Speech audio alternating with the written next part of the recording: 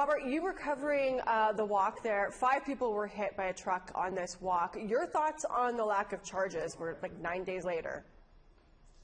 It's been 9 days already. I am surprised with the lack of charges. I mean, I've looked at just today in Vancouver, not very far from here, some protesters blocked a bridge. The police seized their cars and arrested everybody within 10 minutes. So I know that when police want to act, they can.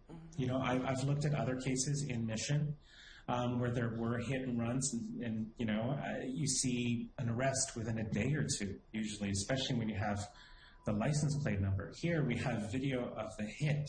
We have video of him direct face. We have millions of witnesses. We have video of him fleeing the scene, which itself is a crime. We have video of him shouting and fleeing the scene, and there's not even illegal parking. And you know, when we reached out to the RCMP, they're not talking to any of us for video, and they keep, I don't want to say lying, because there must be some legal thing about that, but they're gaslighting us in their statements as well. They said that people who had posted video online haven't reached out to them. I mean, I've reached out to them 4 times, by email, by phone, and in person, and each time they just nothing back. Well, I mean, one time they said something back to say that the case has not been moved to serious crimes, but has been moved to traffic services. So it is the most bizarre situation I've seen with any sort of police incident. It's like they're deliberately choosing not to file anything.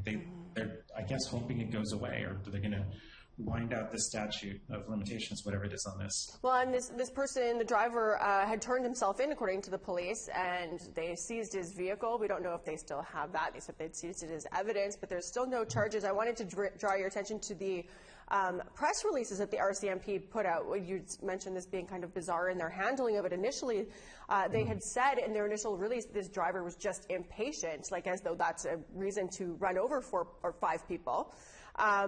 And then the subsequent releases that they put out, you feel like you're being gaslit. You know, what's your take on this? I mean, you're a journalist. You see police news releases all the time. This smells different.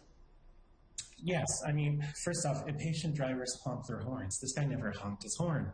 And impatient drivers keep going and keep rushing. They don't stop and yell at you. So, I mean, there's nothing there that tells me this is an impatient person. This feels... I mean, someone brought to my attention another case in Mission where there was a Native man that went missing, and I think they found his body, and the police never did anything about it. And just near my house, there's the case of Chelsea Foreman. I mean, there's a mural on my building of Chelsea Foreman here, and the police, again, just let that go. I mean, it feels a lot like Thunder Bay writ large, where the police just don't, they do the most surface, intangible investigation and just let it go because there is no institutional accountability when the victim's Indigenous. Yeah. Well, we're going to keep watching this. We're here. We're not going anywhere. Thank you.